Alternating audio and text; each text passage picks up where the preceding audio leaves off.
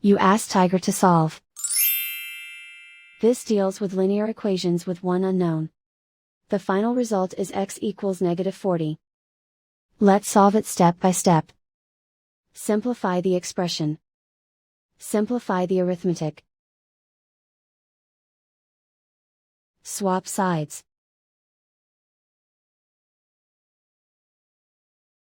Group all constants on the right side of the equation. Add 19 to both sides.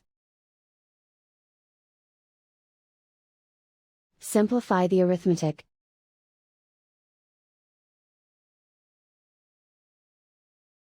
Isolate the x.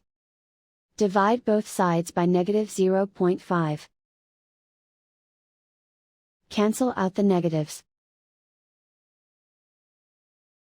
Simplify the arithmetic. Move the negative sign from the denominator to the numerator.